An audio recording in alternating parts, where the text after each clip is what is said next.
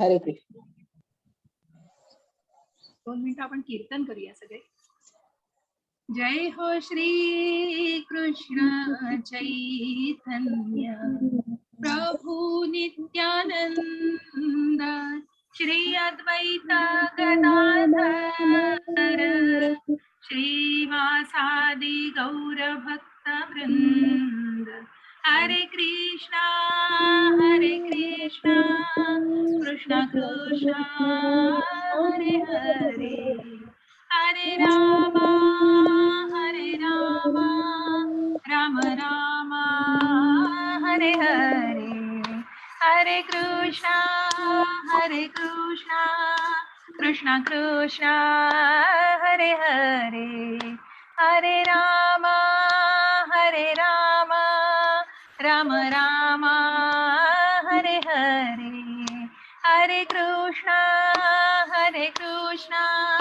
कृष्ण कृष्ण हरे हरे हरे राम राम राम हरे हरे हरे कृष्णा कृष्ण कृष्ण हरे हरे हरे राम राम राम हरे हरे हरे कृष्णा कृष्ण कृष्ण हरे हरे हरे राम राम राम हरे हरे हरे कृष्णा कृष्ण कृष्ण हरे हरे हरे राम राम राम हरे हरे हरे कृष्णा कृष्ण कृष्ण हरे हरे हरे राम राम राम हरे हरे हरे कृष्णा कृष्ण कृष्ण हरे हरे हरे राम राम राम हरे हरे हरे कृष्णा कृष्ण कृष्ण हरे हरे हरे राम राम राम हरे हरे हरे कृष्णा कृष्ण कृष्ण हरे हरे हरे राम राम राम हरे हरे हरे कृष्णा कृष्ण कृष्ण हरे हरे हरे राम राम राम हरे हरे हरे कृष्ण. सगळ्यांना हरे कृष्ण. सगळ्यांचं खूप स्वागत आहे या 17व्या अध्यायामध्ये. श्री श्री राधा गोविंद यांच्या चरणी आपण सगळे वंदन करूया. इथूनच साष्टांग दंडवत त्यांना. श्री श्री श्रीला प्रभुपाद यांना वंदन करूया आणि श्री नामनिष्ठ प्रभूजी यांना सादर प्रणाम. आणि या इस्कॉनच्या पूर्ण टीमला ज्यांचा या उपक्रमामध्ये खूप खूप मोठा सहभाग आहे आणि खूप अथक परिश्रम आहेत त्या सर्व टीमला माझा सादर प्रणाम. आणि आपण या 17व्या अध्यायाला आता सुरुवात करतो आहोत. त्याच्यामध्ये सगळ्यांचं खूप स्वागत आहे. आपण आता अगदी शेवटच्या अध्यायांना आलेलो आहोत आणि शेवटचे 2 अध्याय राहिलेले आहेत जिथे आपण हे ज्ञान योग बघतो आहोत. आणि आता 17वा मुख्य जो अगदी श्रद्धेचा भाग आहे. जरा काळजी घ्या प्लीज, म्यूट राहा नाहीतर.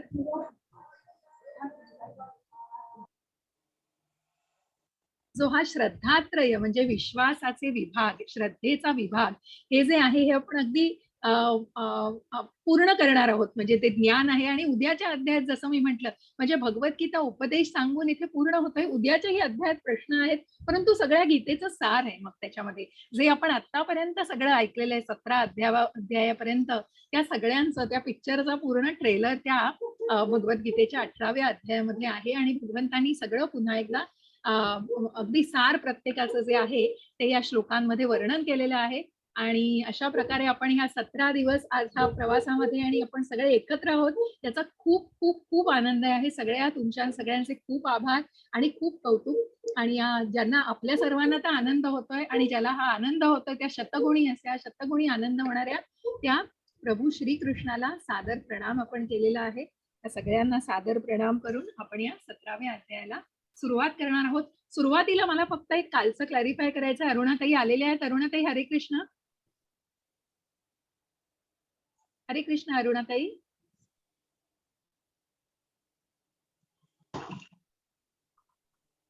हरे कृष्ण अरुणाताई.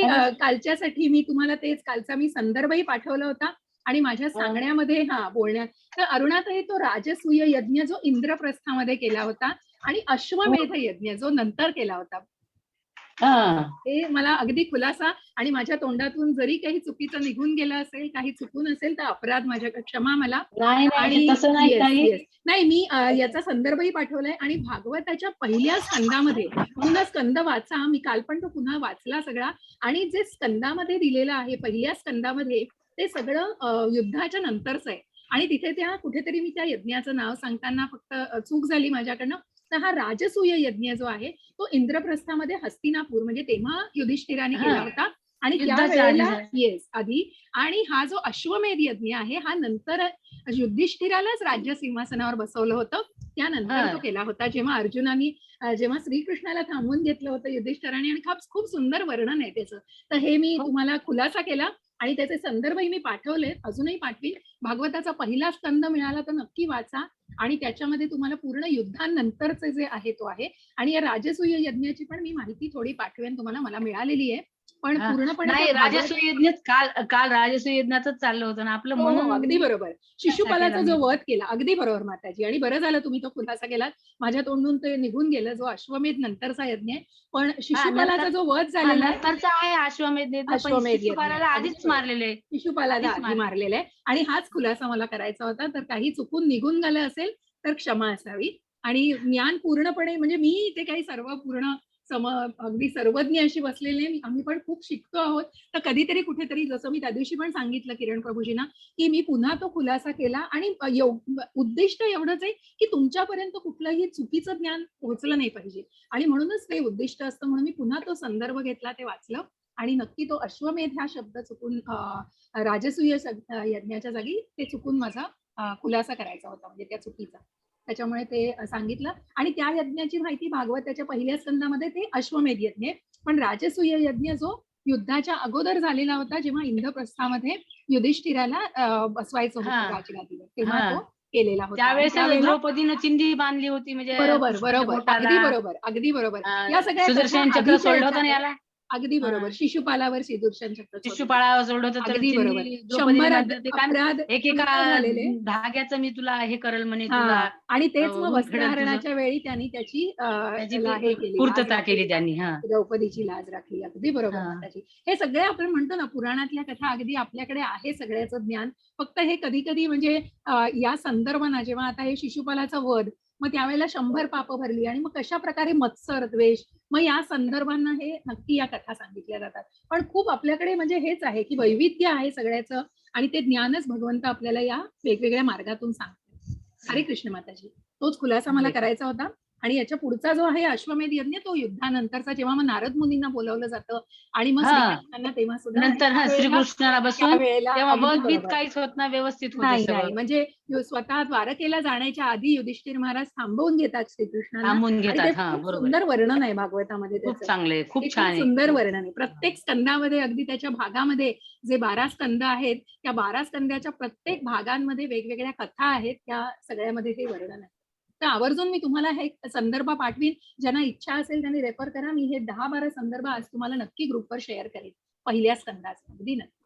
हरे कृष्ण. तुमच्यापर्यंत ज्ञान जितकं पोहोचवता येईल आणि शेअर करता येईल, कारण आम्ही पण आमच्या सिनियर्स कडून, आमच्या म्हणजे नामनिष्ठ प्रभूजी रत्न सतत आम्हाला इन्स्ट्रक्शन देत असतात आणि सांगत असतात. आणि त्याच्याच बरोबर मला अजून एक विनंती करायची की दुसरी जी लेवल आहे, त्या दुसऱ्या लेवलचा मी हे पाठवलेलं आहे ग्रुपवरती.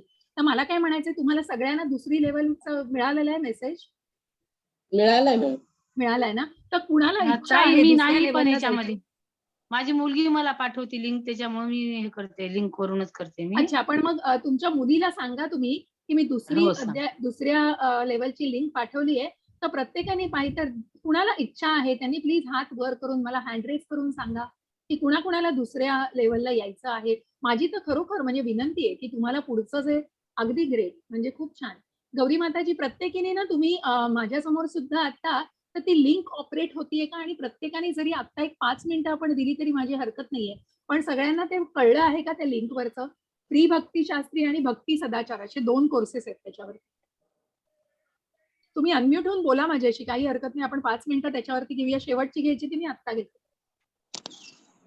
हा माताजी, त्या 2 ऑप्शन बद्दल जरा सांगा. 2 ऑप्शन बद्दल त्याच्याबद्दल असं आहे की जो पहिला ऑप्शन आहे प्री भक्तिशास्त्री, तर तो प्री भक्तिशास्त्री जो कोर्स आहे तो कसा आहे की त्याच्यामध्ये क्विझेस, असाइनमेंट्स आणि ज्या काही जे काही होमवर्क दिला जातो, म्हणजे त्यामध्ये तुम्हाला काही कंपल्शन्स आहेत किंवा तुम्हाला काही असाइनमेंट्स पूर्ण करायला लागतील, तुम्हाला काही प्रेझेंटेशन्स तयार करायला लागतील आणि मग त्याचं सर्टिफिकेट पण दिलं जातं.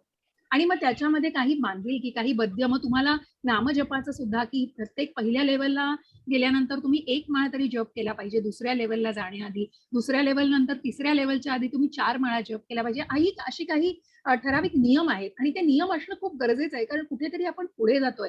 त्याच्यामुळे आपण अध्यात्मामध्ये उन्नती करण्याच्या आणि आपण ह्या स्वतःला या गोष्टींना कुठेतरी शिस्तबद्ध करणं हे खूप गरजेचं असतं. त्या दृष्टीने हे नियम आहेत आणि जो हे जे आहेत त्या पहिली पायरी तुमची आता होतीये, त्याच्यानंतर दुसरी, तिसरी, चौथी हे प्री भक्तिशास्त्री पूर्व लेवल्स आहेत. आणि मग भक्तिशास्त्री हे पूर्ण करतं, म्हणजे कुठेतरी मग आश्रय घेतला जातो आणि मग दीक्षा घेतली जाते. आणि हे इस्कॉनचे मग त्याच्यासाठी खूप रूल्स आहेत अजून. मग 16 माळा जप केला जातो.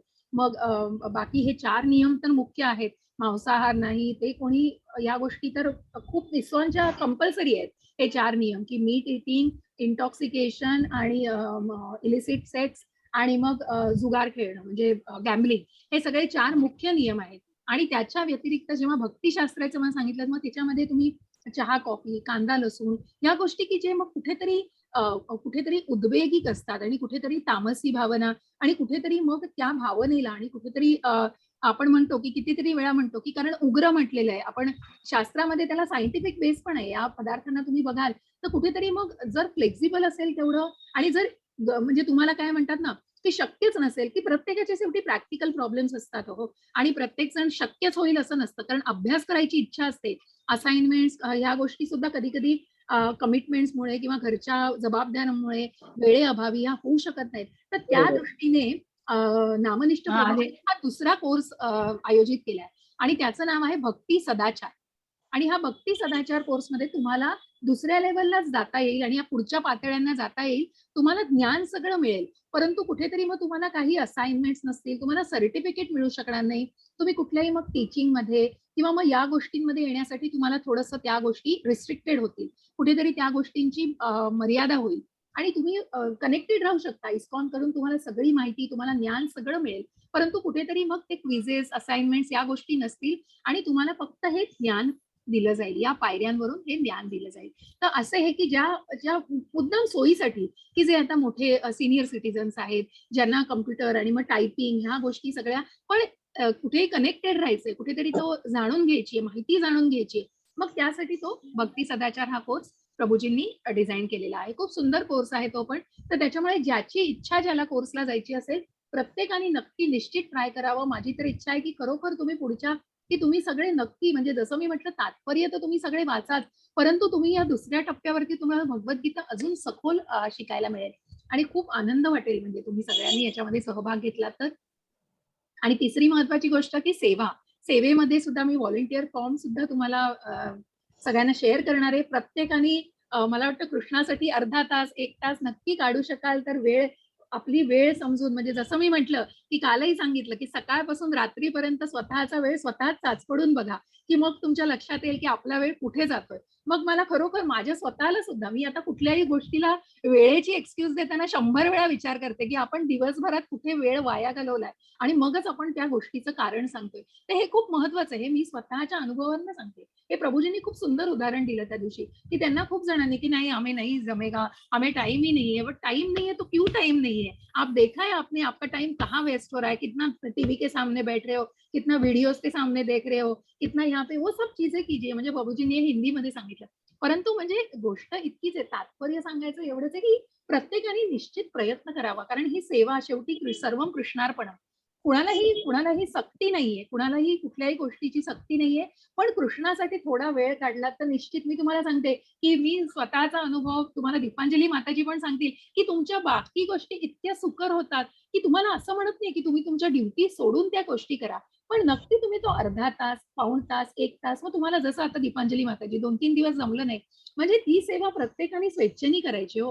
कुणाला त्या जागी कोणी येऊ शकेल किंवा ती गोष्ट मॅनेज होऊ शकणार नाही असं नाही, परंतु ती स्वेच्छेने करणं आणि तो जो आनंद आहे, ती जे समाधान आहे, त्याला अजिबात काय म्हणतात ना, तुलना नाहीये कशाशी. त्यामुळे ते प्रत्येकाने स्वानुभव घ्यावा आणि प्रत्येकाला ही सूचना माझा विनंती आहे की नक्की प्रत्येकाने याच्यामध्ये सहभागी होण्याचा प्रयत्न करावा.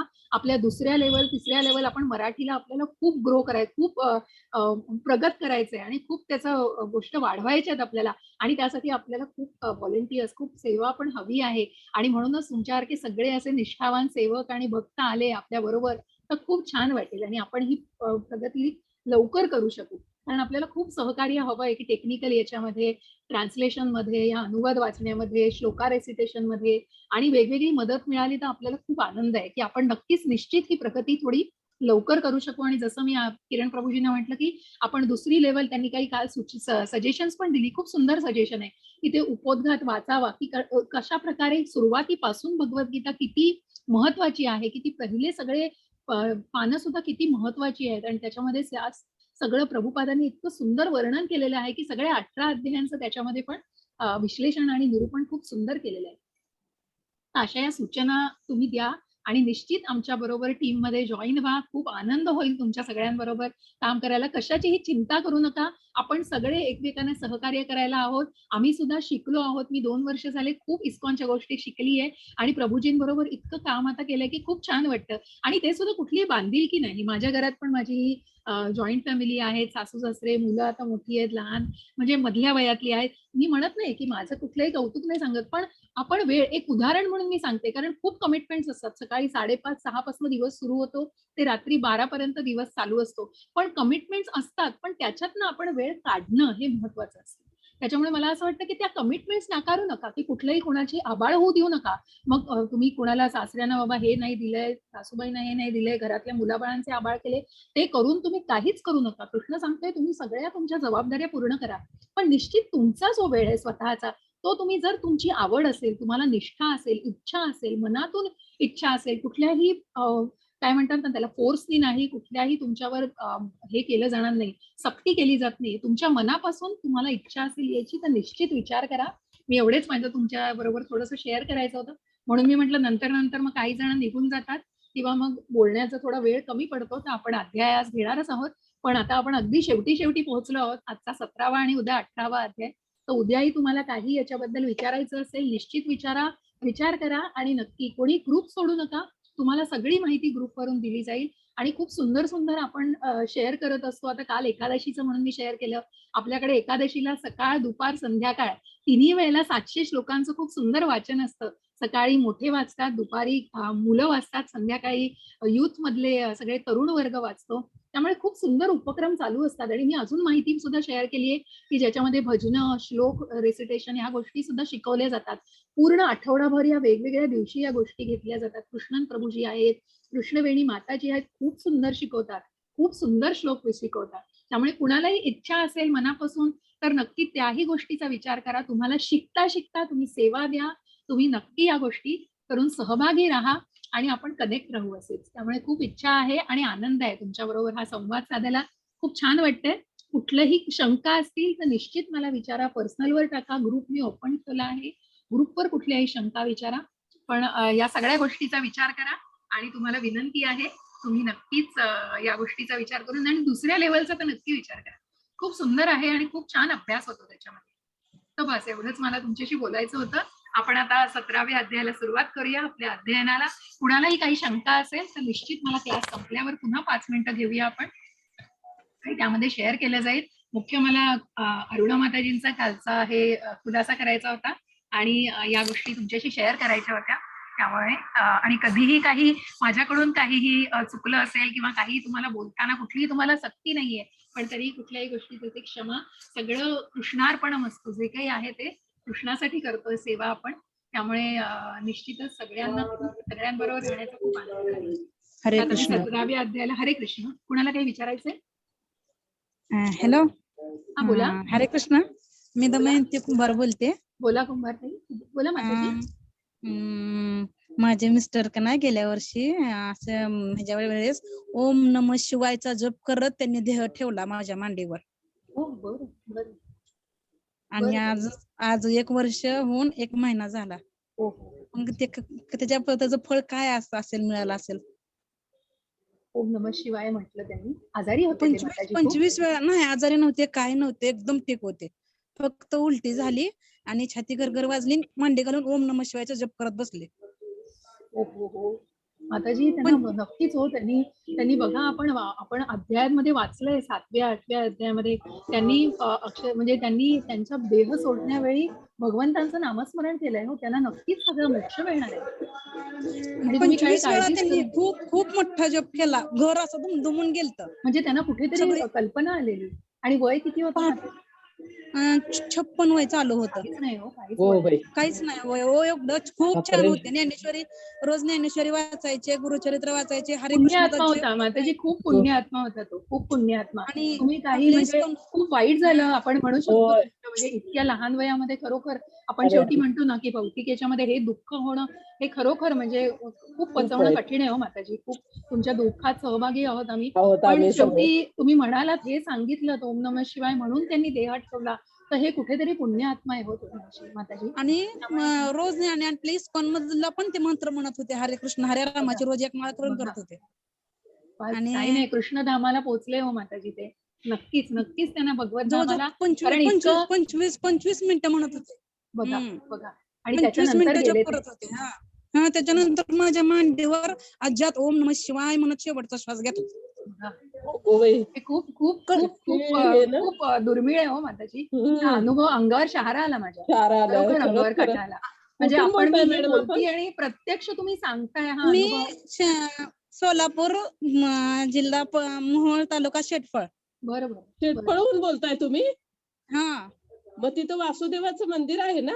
नाही हो, मोहोळ तालुक्यातलं शेटफळ, सोलापूर जिल्ह्यातलं. मोहोळ तालुक्यातलं शेटफळ. तुम्हाला तुमचं हे ऐकून अक्षरशः माताजी म्हणाले, अहो पण आम्हाला ते गेल्यासारखे वाटत नाहीत, सारखे भोवती असल्यासारखेच वाटतात. आणि स्वप्नात येऊन आहेत असं तुम्हाला वाटत सांगतात. असेल खरंच, कारण एवढ्या लहान वयात देह ठेवलाय हो माताजी. पण पुण्य आत्मा होता माताजी तो. तुम्ही पण त्यांना म्हणजे काहीच त्रास नाही झाला. बघा ना, बघा. आणि असे मांडी घालून हे फार पुण्याचं आहे हो माताजी. आपण पूर्वेला म्हणतो ना, तोंड जन्म करून मृत्यू मांडी हातात घालून नाही. बसले होते. बघा खूप आणि मला मी अशा मान्याला 1-2 सांगितलं अनुभव ऐकलेत, पण हे खूप दुर्मिळ आहे हो माताजी. म्हणजे आणि खूप दुःखद आहे तुमच्यासाठी, खूप दुःखद आहे सोसायला.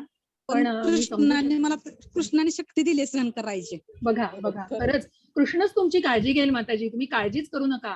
त्यांनी कृष्णाचं नाव घेतलंय आणि त्यांनी नामस्मरण करत देह ठेवलाय. तुम्ही खरोखर तो आत्मा पुण्य आत्मा होता. माताजी त्यांच्या स्मरणात मी ज्ञानेश्वरी पण लिहून काढली 2-2.5 महिन्यात. बघा किती सुंदर माताजी. बघा खूप सुंदर माताजी.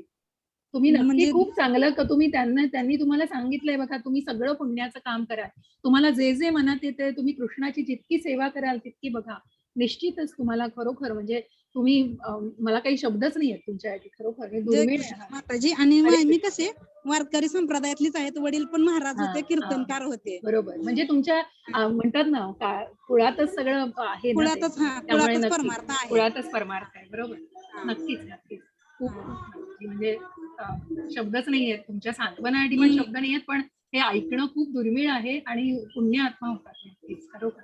पण ते सुखात आहे तर हे एवढं जाणीव मला कळते, ते खूप देवाजवळ आहेत. म्हणून मला काही वाईट वाटत नाही. बघा म्हणजे तुम्हाला हे वाटणं आहेच. बघा तुम्हाला हे वाटतंय, इथेच आलं. इथल्या नश्वर ह्याच्यात राहून काय फायदा नाही. वाटतं ते गेलेत, ते चांगल्या ठिकाणी गेलेत असं वाटतं. नक्कीच ते भगवत धामालाच गेले तो माताजी. नक्कीच. त्याच्यामुळे काही एवढं वाईट वाटत नाही मला, का तर त्यांचं ते सुखी आहे. बघा कृष्ण म्हणतोय माझ्या हृदयात ठेवलंय मी त्यांना. बघा खरंच. आणि कृष्ण नक्की तुमचा सांभाळ करणार आहे. तुम्ही काळजीच करू नका. कृष्णावर सोडून द्या सगळी काळजी. तुम्हाला नाही जितकी काय सेवा करता येईल, जितकं पूर्ण- नामस्मरण करता येईल तितकं तुम्ही नामस्मरण आणि तुमचं सामर्थ्य वाढवा. ते करायचे की नाही जप माताजी? तुम्ही पण नामस्मरण जितकं, आणि तुम्ही ज्ञानेश्वरीच लिहिलीत बघा, म्हणजे सगळं पुण्याचं काम करताय तुम्ही, त्यामुळे शब्दच नाही आहेत तुमच्याशी तुम्हाला सांगायला. पण वाटतंय एवढं करून त्या देवाने एवढं संधी दिली नाही वाटतं थोडे काय करायला. एकदमच कसा काय काय की प्राण सोडला, कसं काय लय झाला असं वाटायला लागलं. आणि आउट ऑफ लिव्हिंगचं आपलं ते हे रविशंकरजीचं ते योगा पण करत होते, सुदर्शन क्रिया सुदर्शन क्रिया करत होते. आणि त्यांनी एकदा योगामध्ये तिथं असताना त्यांना समाधीच लागली होती ते सुदर्शन क्रिया करताना. सगळे शुद्धीवर आले पण हे लवकर शुद्धीवर नव्हते आले. कुठेतरी खूप तुम्ही पुण्यात म्हणता ना तुमच्या कुळातच परमार्थ आहे, आणि कुठेतरी खूप पुण्य कमावलं असेल हो त्यांनी. खूप पुण्य आत्मा, खूपच खूप मी म्हणते. प्रामाणिक, अख्ख्या आयुष्यात खोटं कधी बोलले नाहीत, कधी कुणाला त्रास नाही. इतका मग अख्ख्या आमच्या गावात माणूस नाही आज इतका भारी माणूस आहे. देव अवतारीच. देवा, खरंच खरंच खरंच. आपण म्हणतो ना, म्हणजे अवतार म्हणायची की ते पुण्यधामाला, की पुण्य आत्मा होता, की कुठेतरी निश्चित त्यांना अगदी. पण एवढंच वाईट वाटतं की आपल्याला लाभले नाही ते जास्त नाही काळ, लाभले. एवढंच वाईट वाटतं. शेवटी ती नियती आहे हो माताजी, ती नाही चुकत. ते कर्म, ते प्रारब्ध, ती वेळ पण आल्यानंतर मी काय जसं म्हटलंय ना, की काळ आला वेळ आली, ती कुठे नाही चुकू शकत हो माताजी. पण तुम्ही म्हणताय मी इतकं आता- बघा, म्हणजे इतकं ते कुठेतरी आपण ऐकतोय बघा अध्यायांमधूनच. त्यामुळे कुठेतरी ते सगळं आहे पुण्यकर्मा, पूर्वीच्या कर्मांनुसार. मग आपण म्हणतो ना की ते अगदी वाईट काही आत्ता केलेलं नाही तरी पण काही वेळेला भोग भोगायला लागतं. आत्ता आम्ही एक उदाहरण आमच्या बिल्डिंग मध्ये, की इतक्या त्या बाई पुण्यवान, म्हणजे आत्ता त्या गेल्या, पण इतकं दैवाचं केलं, इतकं की देवीचं रूप, पण कुठेतरी शेवटी खूप त्यांना भोग भोगायला लागलो. शेवटी नाही आमच्या मिस्टरांना देवासारखं पण काही वेळेला मग हे शुद्ध भोग, म्हणजे आपण म्हटलं ना की कर्माचे, पण आता कुठेतरी ते मोक्ष मिळाला त्यांना. म्हणजे इतकं आता पुण्य केलंय त्यांनी, की निश्चित तो आत्मा, म्हणजे पुण्य केलेला आत्मा, आपण जे काही आता अध्यायांवरनं वाचतोय, शिकतोय, की निश्चित या ज्ञानावरनं हे. आणि तुमच्या मिस्टरांचं ऐकून तुम्ही सांगते ना की पुण्य आत्मा होता. तुम्ही स्वतःची काळजी घ्या, कृष्ण सेवेमध्ये स्वतःला नक्की जपा, आणि जेवढं नामस्मरण करता येईल तेवढं नामस्मरणाने सामर्थ्य वाढवा तुमचं. हरे कृष्ण माताजी. करते. हरे कृष्ण, हरे कृष्ण, हरे कृष्ण.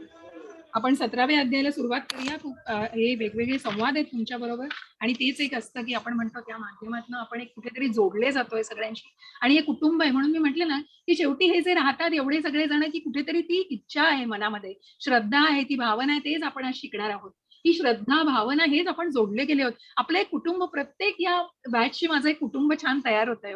आणि इतका आनंद आहे की इतक्या तुमच्या, की तुम्ही तुमच्या गोष्टी शेअर करताय, तुम्ही गोष्टी आपण एकमेकांना सांगतोय, ह्याच्यामध्ये आपलं सुख दुःख वाटणं हे सुद्धा खूप महत्वाचं आहे.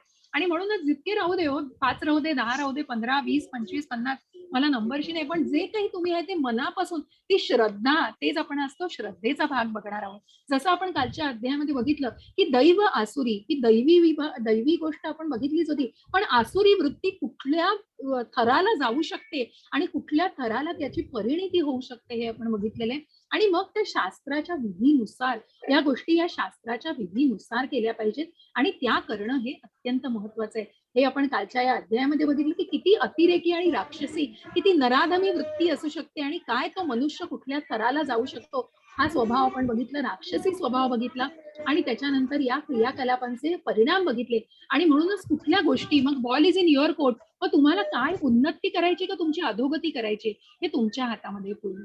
आणि म्हणून तो उन्नतीचा मार्ग असेल तर मग शास्त्राचा बेस, मग शास्त्रोक्त. म्हणूनच परवाच्या अध्यायामध्ये आपण की वेदांचा अभ्यास, आणि मग वेद हे काय आहे, क्षर अक्षर या सगळ्याच्या पलीकडे भगवंत जो आहे, जे परम तत्व आहे, ज्या परमात्म्याला ज्यांनी जाणलं आहे त्यांनी ते ज्ञान परिपूर्णपणे घेतलेलं आहे. आणि म्हणूनच कुठेतरी ह्या गोष्टी आज जे आपण बघणार आहोत, ही श्रद्धा, हे जे कार्य केलं जातात, क्रियाकलाप केले जातात, त्या क्रियाकलापांना त्या शास्त्रोक्त पद्धतीने ते करणं, ते विधी विधान हे शास्त्रोक्त पद्धतीने जर केलं तरच ते पूर्णपणे त्या विष्णूला जेव्हा अर्पण करतो, यज्ञ अर्पण करतो, तेव्हा त्याच्याप्रमाणे ते अर्पण केलं जातं आणि त्याचं योग्य रीतीने पालन केलं जातं. आणि म्हणून ते अनुशीलन करणं आणि त्या विधींना पाळणं, त्या गोष्टींचा नियमाप्रमाणे त्या गोष्टी करणं, कुठलाही यज्ञ करताय, रुद्र करताय, कुठलाही अभिषेक करताय, मग तो शास्त्रोक्त पद्धतीने करणं, कुठली दिशा, या प्रत्येक दिशेला, या प्रत्येक गोष्टीला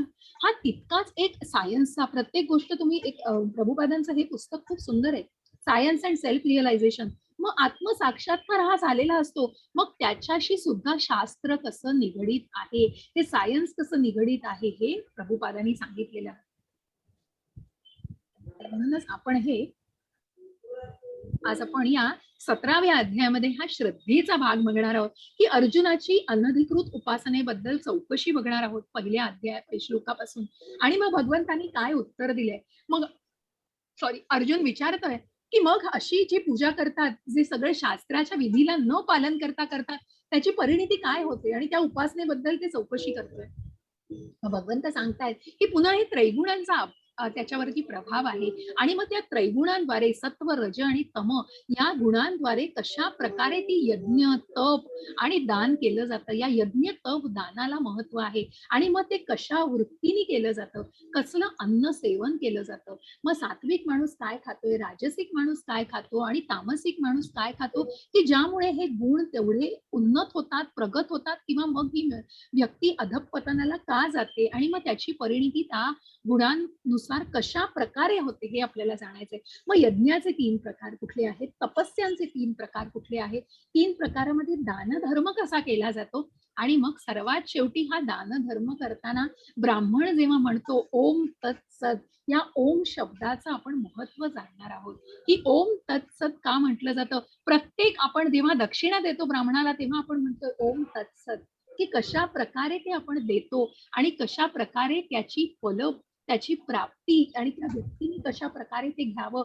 आणि त्या दानाला किंवा त्या गोष्टीला कशा प्रकारे ते स्वरूप आणि ते महात्म्य, ती महती प्राप्त होते, हे आपण जाणून घेणार आहोत. म्हणून अ उ म या ओंकार, तसं तत् म्हणजे काय, सत म्हणजे काय, या गोष्टीला पूर्णपणे जाणून घेणार आहोत. की ज्या ब्रह्माने या सृष्टीची निर्मिती केली, की त्यांनी या गोष्टींना, त्यांनी ओम तत्सत कशा प्रकारे त्यांनी या गोष्टीची सुरुवात करून, आणि मग ती आपण त्यांची मुलं आहोत. जसं म्हटलंय की प्रकृतीचा पालन करता हे भगवंत आहेत. आणि ज्या भगवंतांनी या ब्रह्माची ही निर्मिती केली, की ब्रह्म ज्यांच्या कमळातून, ज्या गर्भोदकशाही विष्णूतून ब्रह्माची उत्पत्ती झाली, त्यांनी या सृष्टीची निर्मिती केली. त्यांच्यावर हा टास्क दिला होता, त्यांच्यावर हे काम दिलेलं होतं, ही जबाबदारी दिलेली होती. आणि मग ती जबाबदारी स्वीकारल्यावर ती परिपूर्ण कशा प्रकारे व्यवस्थित व्हावी, त्यासाठी प्रत्यक्ष ब्रह्माने सुद्धा ओम तत्सत या शब्दांनी त्याची सुरुवात केलेली आहे. आणि हे आपल्याला जाणून घ्यायचं आहे. आपल्या बरोबर आज आता दीपांजली माताजी आहेत. माताजी, गौरी माताजींना खूप धन्यवाद, त्यांनी 2 दिवस वाचलेलं आहे. थोडीशी वाढवते. दिसतंय का माताजी? हो, पण ते आधीची स्लाइड आली, तुम्ही आता नाही सांगितली. नाही, ती आणते, पण मला फक्त अक्षर बघायचं, म्हणजे खूप दिसते, मोठं नाहीये ना, दिसतंय ना. हा.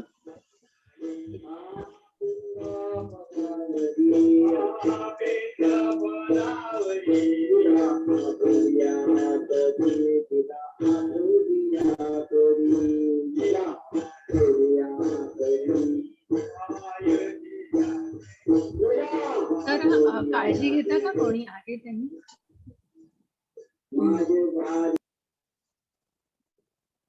हरे कृष्ण. हरे हरे कृष्ण कृष्ण. माताजी. हरे कृष्ण. अर्जुन म्हणाला, हे कृष्ण, जी माणसे शास्त्रविधीला सोडून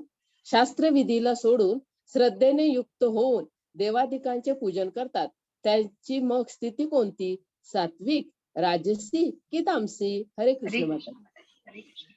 बघा की मग भगवंतांना अर्जुन प्रश्न विचारत आहेत, की मग त्या श्लोकातूनच खूप सुंदर श्लोक आहे, तच्छृणु हे भगवंत नंतर सांगतायत, पण खूप सुंदर श्लोक आहे तो पहिला.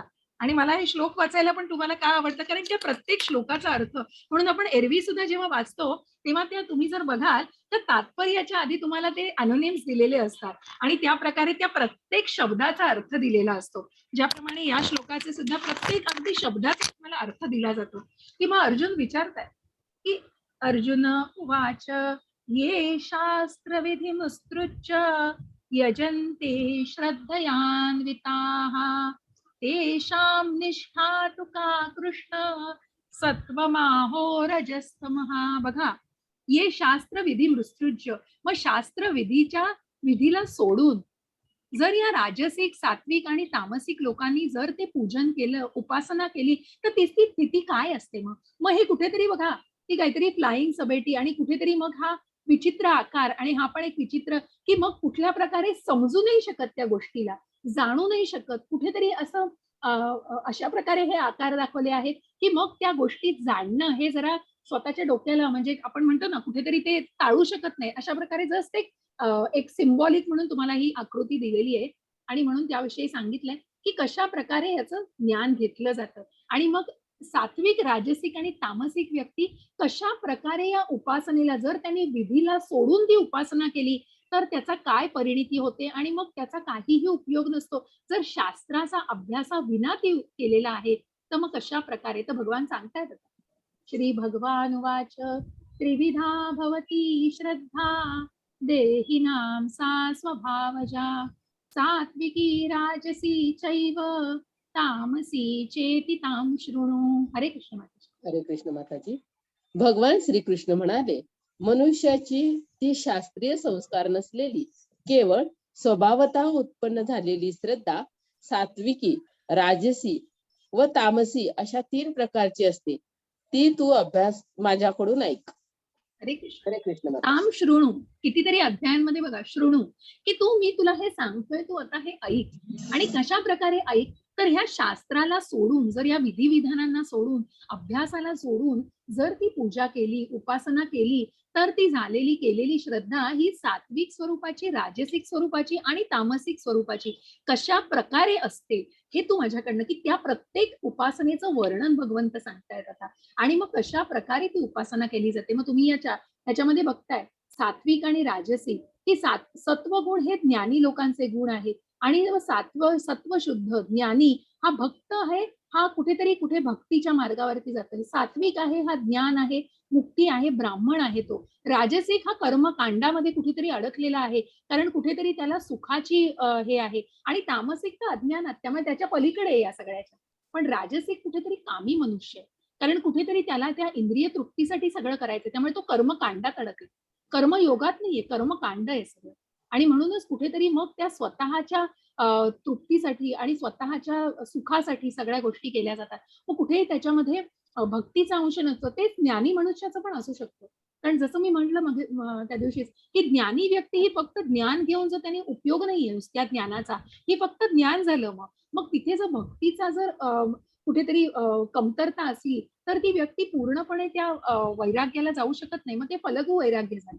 आणि म्हणून त्या ज्ञानाचं, जसं विश्वामित्र मुनींचं मी उदाहरण दिलं, की कुठेतरी मग ती कुठेतरी ती खाली कोसळायला, कुठेतरी ती खाली यायला मग अभावी ठरते. आणि त्या प्रकारे मग हा ज्ञानी मनुष्य नुसत्या ज्ञानाने त्याचा उपयोग नाही करू शकत. आणि म्हणून या कर्मयोगाला आणि ज्ञानयोगाला ही भक्तीची जोड. मग हे भक्ती जे आपण फक्त 7 ते 12 ही सुंदर भक्ती ऐकली, आणि मग ती भक्त कशा प्रकारे असला पाहिजे. आणि जे आपण कर्मातूनही बघितलं की कर्म संन्यास योग, आणि आता आपण बघतोय हे श्रद्धात्रय विभाग योग. आणि प्रत्येक या की दैवी योग, मग दैवी मनुष्य कसा असावा, सात्विक मनुष्य कसा असावा, आणि मग त्याला कशा प्रकारे अकर्माची वाटचाल तो करतोय. आणि म्हणूनच जेव्हा हा सात्विक व्यक्ती शुद्ध सात्विक होतो, तेव्हा तो भक्ती, प्रेम आणि कृष्णाच्या भक्तीच्या आणि कृष्णाच्या प्रेमामध्ये असतो.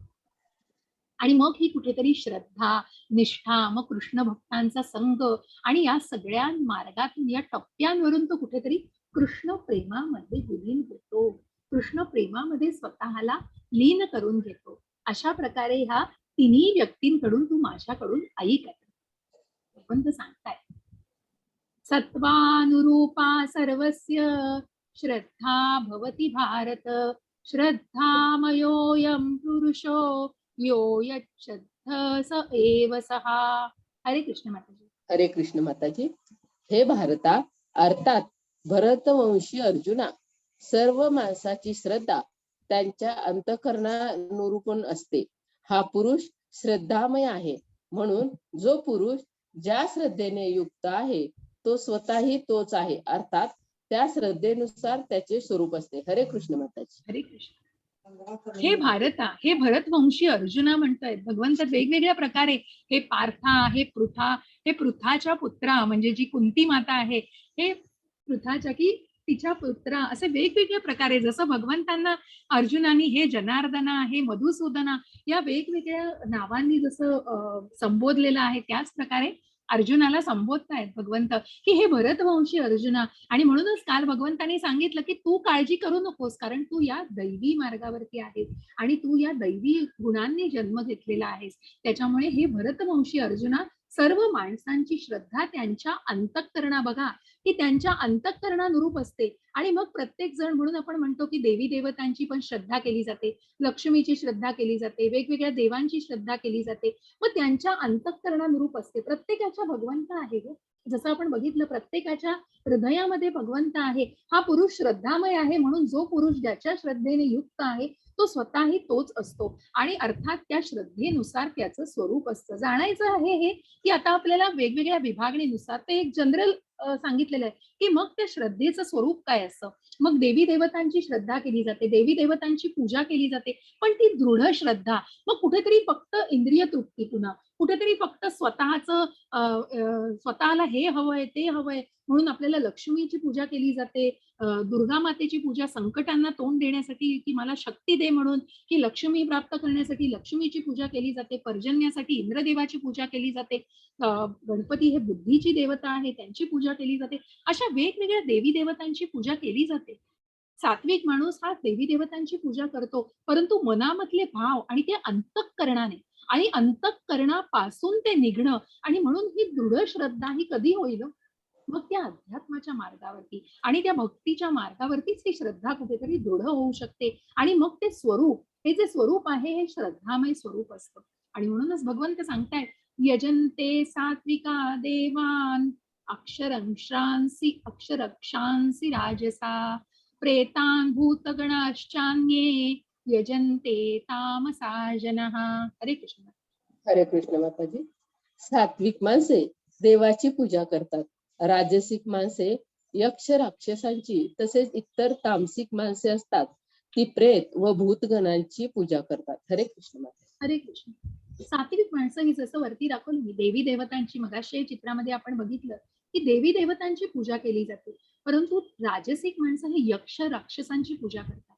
मग कुठेतरी यक्ष आणि कुठेतरी त्या राक्षसी वृत्तीची पूजा केली जाते, कारण कुठेतरी तो उत्कटतेचा गोष्ट दाखवली आपण, कुठेतरी आनंद सुखासाठी मनुष्य ऍटलीस्ट देवी देवतांची की जो सात्विकतेने पूजा करतोय, हा देवी देवतांची आणि सगळ्या चांगल्या भावनेने, चांगल्या गोष्टींनी ते आणि चांगल्या मनोभावे ती पूजा करतोय.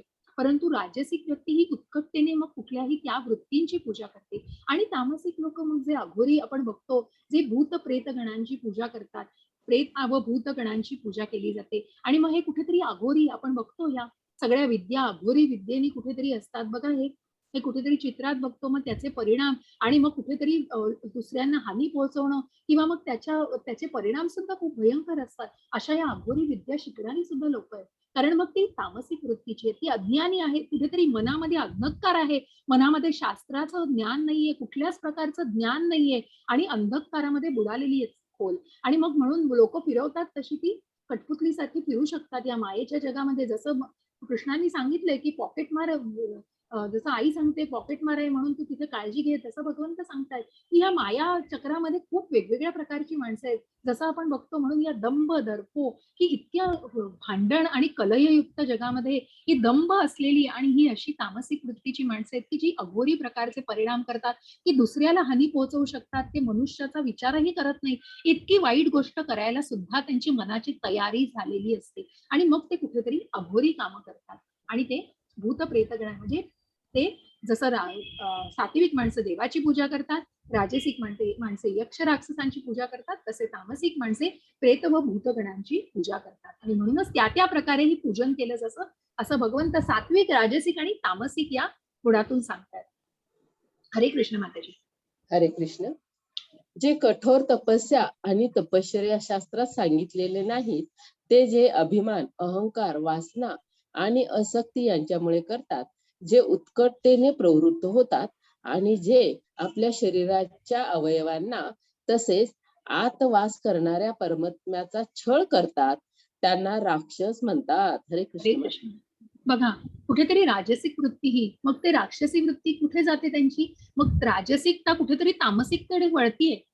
कारण मग शास्त्रात सांगितलं नाही हो कठोर तपस्या, कोणी सांगितलं हे असलं, ते स्वतःच्या जीवाला बघा हानी पोहोचवतात, कोणी हे सांगितलं श्वास गुदमरेल, कुठेतरी डोकं घातलंय याच्यामध्ये, ही कुठली तपश्चर्या की स्वतःच्या शरीराला एवढा त्रास देऊन.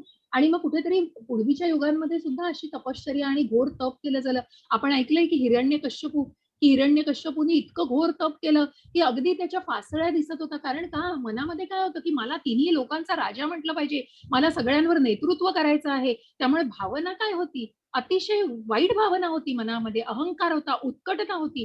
रावणाने काय केलं, रावणाने सुद्धा शिवाची प्रार्थना केली आणि शंकराला प्रसन्न करून घेतलं. पण मनामध्ये काय होतं, फक्त द्वेष होते आणि परस्त्री, कुठेतरी लोभ होता, मोह होता आणि परस्त्रीची इच्छा बघा.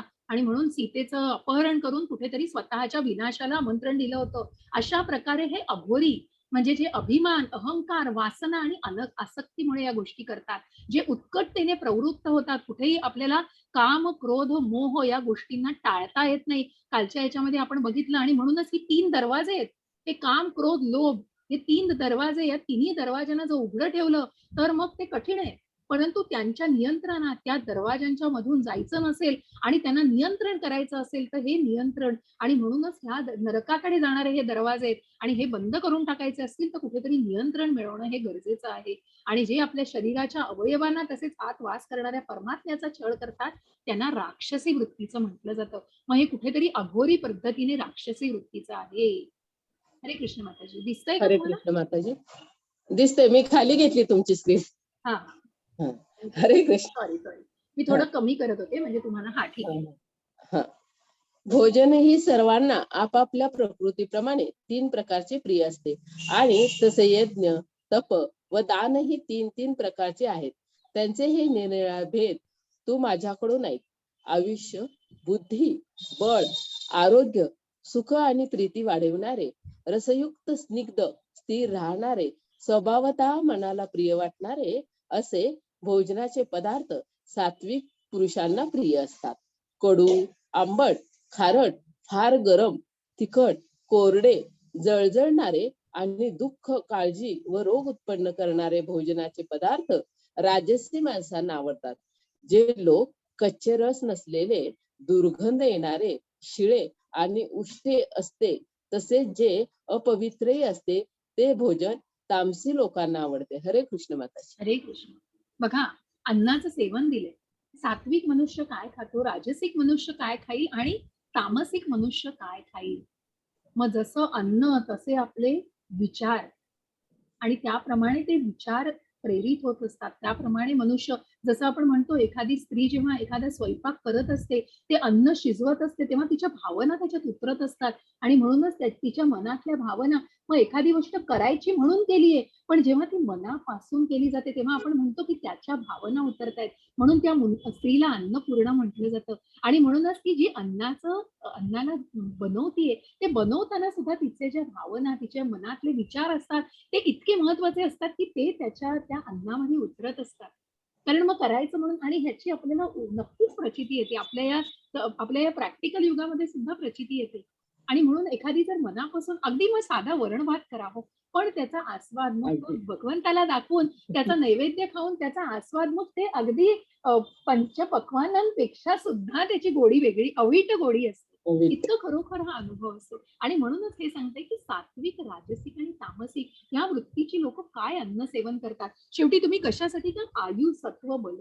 मग आरोग्य चांगलं असावं, सात्विक असावं की मनातलं प्युरिटी, मग अंतर बाह्य शुचिरभूत असावं, अंतर शुचिरभूतता असावी. बाह्य शुचिरभूतता आपण करतो, स्नानाने करतो आणि साबण लावून वगैरे स्वतःच्या शरीराला स्वच्छ केलं जातं. पण अंतर्गत शुचिरभूतता कशी, तर ती कुठेतरी मनातनं, आणि मग ते चांगलं खाण्याने चांगले विचार कसे उत्पन्न होतील. आणि त्याचप्रमाणे बलरोधक असावी की बलवर्धक असावी, कारण ती कुठेतरी बळ, एनर्जी आणि चांगले ताकद देणारी असावी. अशा प्रकारे आपण अन्न सेवन करतो. आणि म्हणूनच हे अन्न, मग सात्विक माणूस काय खातो, तर सात्विक माणूस त्याला बुद्धी, बळ, आरोग्य, सुख, प्रीती आणि रसयुक्त, स्निग्ध असणारे, स्थिर राहणारे, स्वभावाला मनाला प्रिय वाटणारे असे भोजनाचे पदार्थ सात्विक लोकांना आवडतात.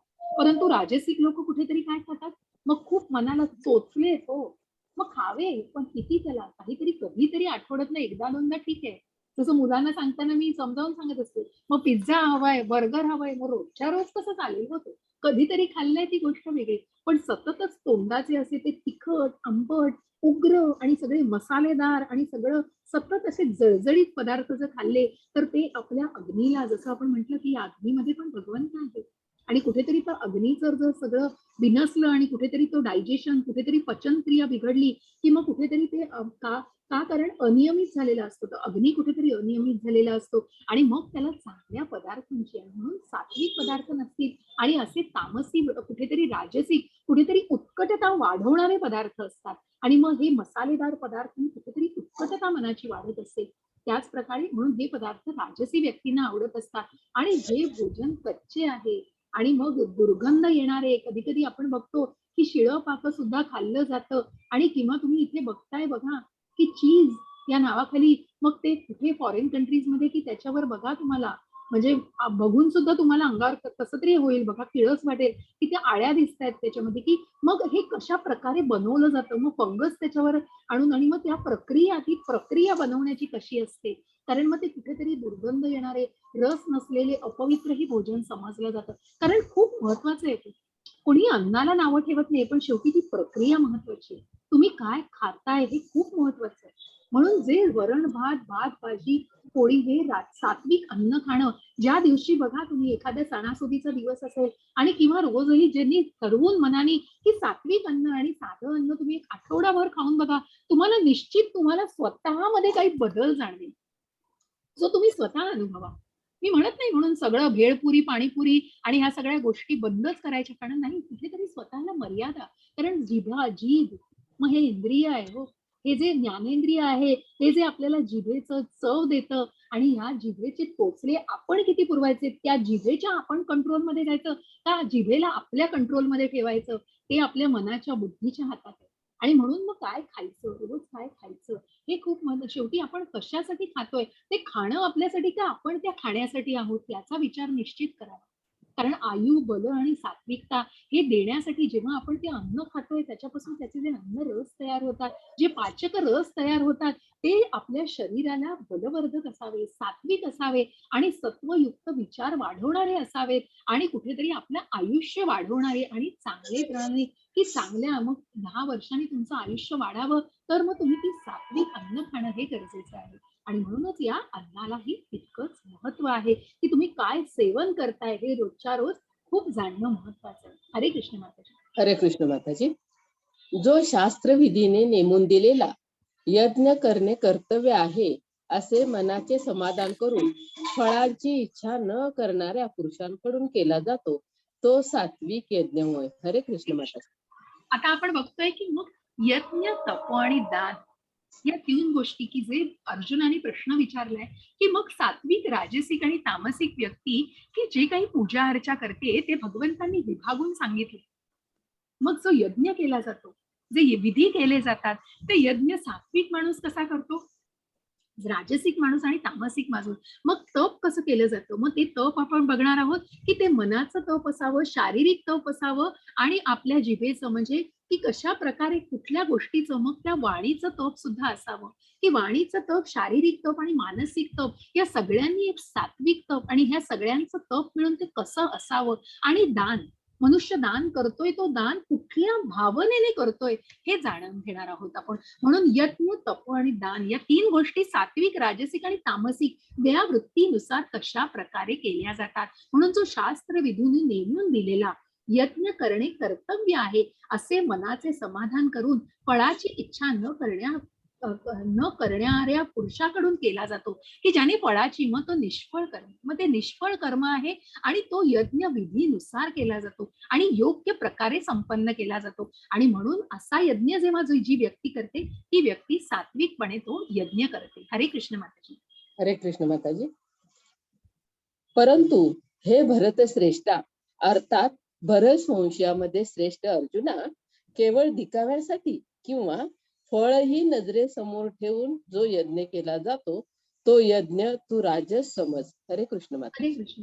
कुठेतरी उत्कटना आहे, कुठेतरी सुख हवंय, कुठेतरी इंद्रिय तृप्ती हवी आहे, मला हे हवंय, माझ्यासाठी ते करायचंय, मला एवढं प्रमोशन मिळालं पाहिजे, माझ्या मुलाला याच्यात ऍडमिशन मिळाली पाहिजे, करा, चांगल्या भावनेने करा. परंतु ते अर्पण करताना मग ती भावना कुठेतरी कशी आहे की फक्त दिखावा करायचंय, मला ही पूजा करून घ्यायची आहे, मला हे कुठेतरी फळ पाहिजे याचं, मग ती भावना सकर्माची आहे, सकाम कर्माची आहे आणि ते सकाम मनामध्ये ती कुठेतरी फळाची अपेक्षा ठेवून ते केलं जातं. आणि म्हणून राजसिक आपण या युगामध्ये बघतोय. मग हे बऱ्याच गोष्टी राजसिक गोष्टींनी किंवा कुठेतरी फक्त दाखवण्यासाठी की मनापासून ती गोष्ट किती केली जाते हे खरंच विचार करण्याची गोष्ट आहे. आणि कुणाला इतरांसाठी खरंच केली जाते, इतरांना दाखवायला का मग स्वतःच्या समाधानासाठी आणि मानसिक समाधानासाठी केली जाते हे विचार करण्याची गोष्ट आहे. आणि म्हणून जर असा यज्ञ केला जातो तर ती व्यक्ती तू राजसी समज. हरे कृष्ण माताजी. हरे कृष्ण माताजी. शास्त्राला सोडून अन्नदान न करता, मंत्रांशिवाय दक्षिणा न देता व श्रद्धा न ठेवता केल्या जाणाऱ्या यज्ञाला तामसिक यज्ञ असे म्हणतात. हरे कृष्ण माताजी. बघा इथे चित्रात दाखवलं की शास्त्राला सोडून मग खूप अघोरी गोष्टी करून किंवा मग काहीतरी गोष्टी करून की मंत्र नाही केलाय आणि दक्षिणाही दिली नाहीये ब्राह्मणाला आणि कुठल्याही प्रकारची श्रद्धा नाहीये, फक्त अघोरी पद्धतीने काहीतरी केला जातोय तो यज्ञ. आणि मग अशा प्रकारच्या यज्ञाला तामसिक यज्ञ म्हटलं जातं की शास्त्राचा तिथे गंधही नसतो, कुठल्याही प्रकारचं ज्ञान नसतं, कुठल्याही प्रकारचा वेदांचा उच्चार केला जात नाही, मंत्र म्हटले जात नाही, ब्राह्मणाला दक्षिणा दिली जात नाही आणि श्रद्धेचा भाग तर नसतोच त्याच्यामध्ये, कारण पूर्ण अज्ञानामध्ये ती गोष्ट केली जाते. आणि म्हणूनच तिथे कुठेतरी अज्ञान, कुठेतरी ज्ञानाचा आणि वेदशास्त्रांचा अभाव असतो. असा यज्ञ जी व्यक्ती करते ती तामसिक यज्ञामध्ये गणली जाते. देव द्विज गुरु प्राज्ञम पूजनम शौचमार्जवम ब्रह्मचर्य अहिंसां च शारीरम तप उच्यते. हरे कृष्ण माताजी. हरे कृष्ण माताजी. देव, ब्राह्मण, गुरु व ज्ञानी यांची पूजा करणे, पावित्र्य, सरळपणा, ब्रह्मचर्य आणि अहिंसा हे शारीरिक तप म्हटले जाते. हरे कृष्ण माताजी.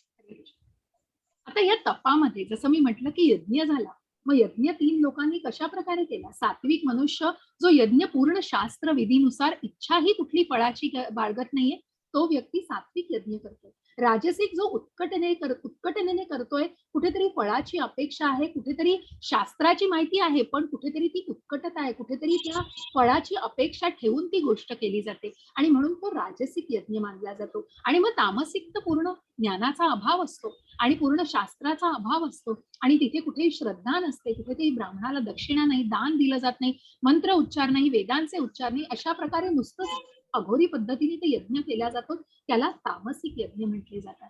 आणि अशाच प्रकारे आता आपण तप बघतो. मग हे तप कशा प्रकारे, तर तप आपण बघतो तर शारीरिक तप, वाचिक तप आणि मानसिक तप. मग हे शारीरिक तप हे जेव्हा वंदन केलं जातं, पूजन केलं जातं, ते कुणाचं केलं जातं तर सात्विक मनुष्य हे आपल्या आई वडिलांचं, गुरुला पूजन करणे, देव, ब्राह्मण, गुरु या सगळ्या व्यक्तींना ज्या महात्म्यांचं पूजन केलं जातं. रोज आई वडिलांच्या पाया पडतो आपण, आपल्याकडे पद्धत आहे, त्यांच्याकडे संस्कार आहेत की संध्याकाळी दिवा लावला की शुभम करोती म्हटल्यावर आपण देवाला पाया पडतो आणि आई वडिलांच्या पाया पडतो.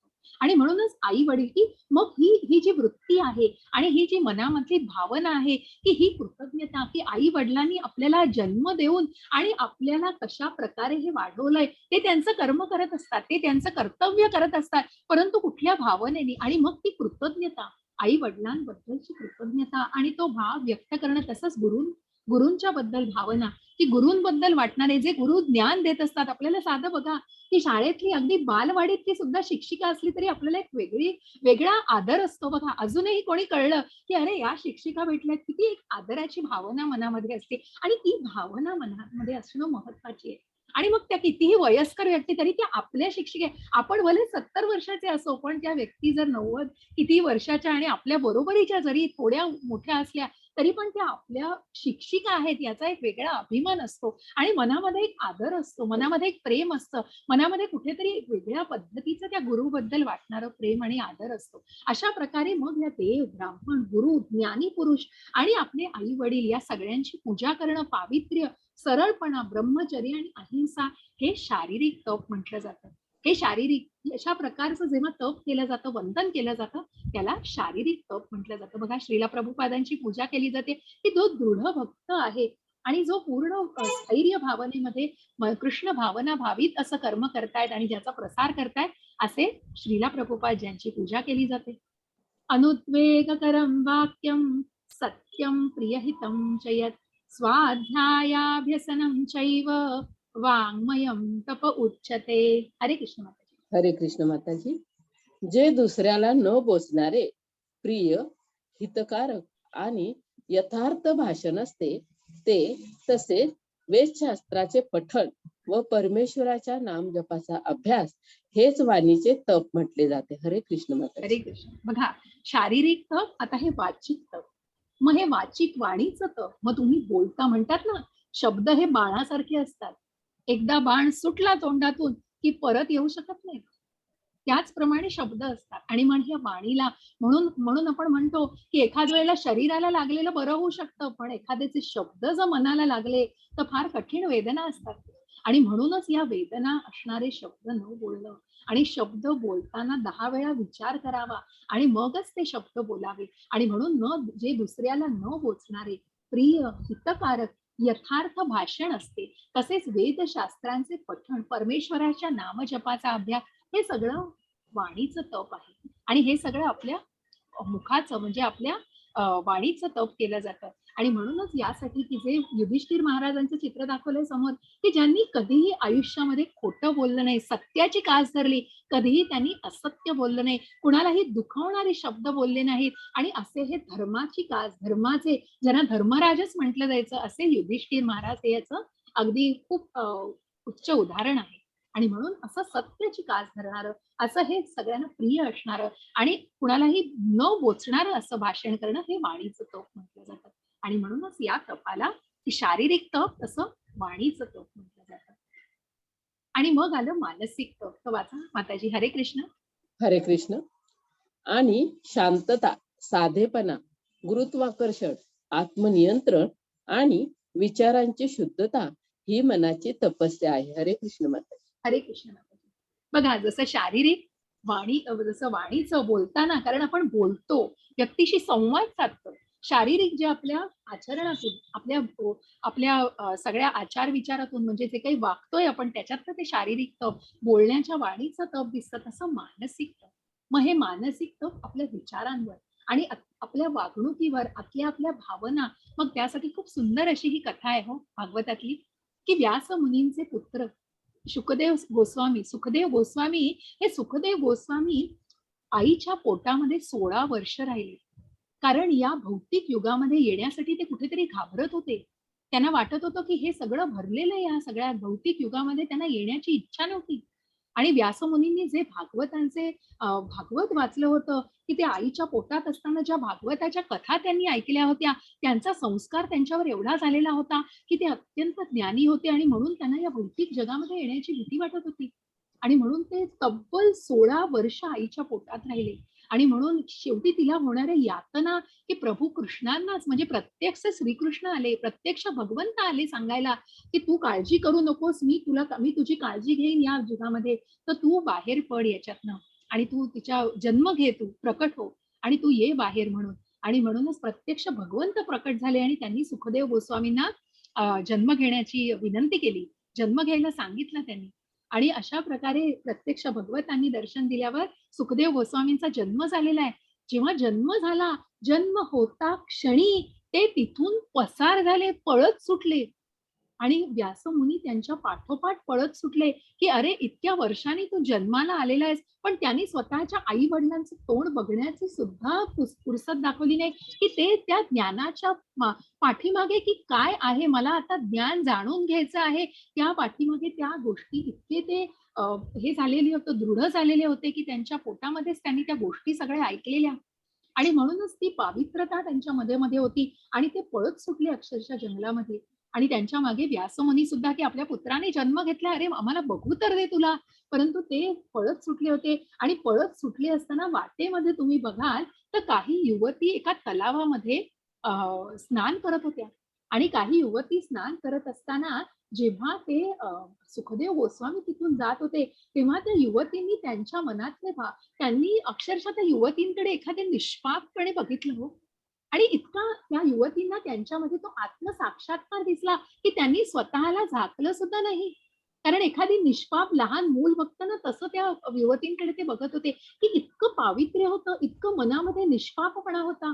आणि म्हणून त्या युवतींना त्याचं वाटलं मनामध्ये की ही व्यक्ती आत्मसाक्षात्कारी झालेली व्यक्ती आहे आणि म्हणूनच त्यांनी स्वतःला झाकण्याची सुद्धा त्यांना गरज वाटली नाही. पण हेच त्यांच्या मागे जेव्हा व्यासमुनी परत आले आणि पळत आले तेव्हा त्या युवतींनी लगेच स्वतःला झाकून घेतलं. कारण काय होतं? कारण व्यासमुनी होते, आत्मसाक्षात्कारीच होते, परंतु कुठेतरी ते गृहस्थाश्रमामध्ये होते. आणि म्हणून त्या भावना आणि हे म्हणून हा निष्पापपणा बघा, हे पावित्र्य, हे ज्ञानाचं पावित्र्य, हे मनाचं तप, हे मानसिक तप जे सुखदेव गोस्वामींच्या मनामध्ये त्या युवतींना दिसलं.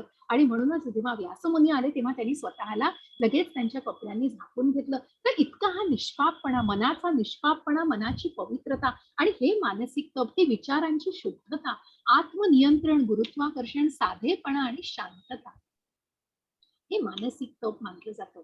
आणि म्हणूनच हे शारीरिक, वाचिक आणि मानसिक तप असं मानलं जातं. श्रद्धया परया तप्तं तपस्त त्रिविधं नरैः अपलांकांक्षिभिर्युक्तैः सात्विकं परिचक्षते. हरे कृष्ण माताजी. हरे कृष्ण माताजी.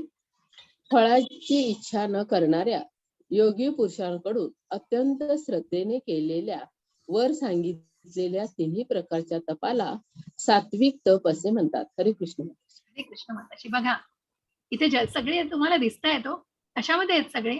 तर सगळे यात्रेमध्ये आहेत. वृंदावन यात्रा आपण बघितली, मायापूर यात्रा आणि या इस्कॉनच्या अशा अनेक यात्रा असतात. बघा की फळाची इच्छा न करणाऱ्या योगी पुरुषाकडून अत्यंत श्रद्धेने केलेल्या शारीरिक, वाचिक आणि मानसिक, बघा या यात्रेमध्ये सगळं दिसतंय तुम्हाला. शरीराने, आचरणाने सगळे कसे की सगळे वंदन करत चाललेत, नामस्मरण तर वाचिक करतायत, देवाचं नामस्मरण चाललंय तोंडाने, आणि काय करतायत तर मानसिक, मनामध्ये विचार सुद्धा किती सात्विक आहेत. आणि मग या सगळ्याचा एकवटलेलं हे सात्विक तप म्हटलं जातं. ही सात्विक व्यक्ती हे जे शारीरिक, वाचिक आणि मानसिक तप करते, या तिन्ही तपाला मिळून हे सात्विक तप म्हटलं जातं. आणि म्हणूनच या सगळ्या व्यक्ती की हे जे योगी पुरुष आहेत आणि स्वतःला ज्यांनी या भक्ती मार्गामध्ये आणलेलं आहे, हे शारीरिक, वाचिक आणि शारीरिक, वाचिक आणि मानसिक तप म्हटलं जातं. आणि म्हणूनच याला सगळ्याला मिळून या सात्विक तपाची उपमा दिली, सात्विक तप म्हणून सांगितलेलं आहे. सत्कार मान पूजार्थम तपोदंभेन चैव यत् क्रियते तदीह प्रोक्तम राजसं चलमध्रुवम. हरे कृष्ण. हरे कृष्ण. जे तप सत्कार, मान व पूजा होण्यासाठी तसेच दुसऱ्या काही स्वार्थासाठी ही स्वभावाप्रमाणे किंवा पाखंडीपणाने केले जाते, ते अनिश्चित तसे क्षणिक फळ देणारे तप येथे राजसिक असे म्हटले आहे. हरे कृष्ण. मग बघा की आपण बघतो मग सत्कार, मान, पूजा होण्यासाठी किंवा मग कुठेतरी मला मान द्या, कुठेतरी मग स्वतःच्या इंद्रिय तृप्तीसाठी, की मग आपण बघितलं जातं कितीतरी सभा आयोजित केल्या जातात, कितीतरी अगदी कुठेतरी स्वागत, कुठेतरी यांना अवॉर्ड द्यायचंय त्यांना, मग या पूजा, मग त्यांच्यासाठी हे करा. मग हे कुठेतरी सगळं कसं आहे, स्वसुखासाठी, कुठेतरी ते इंद्रिय तृप्तीसाठी, स्वतःच्या सुखासाठी. त्यातली भावना बघा कुठली, आणि मग ती स्वार्थासाठी, त्या स्वभावाप्रमाणे केली जाते, पाखंडीपणाने केली जाते. ते अनिश्चित तसेच क्षणिक फळ देणारे असे राजसिक तप म्हटलं जातं.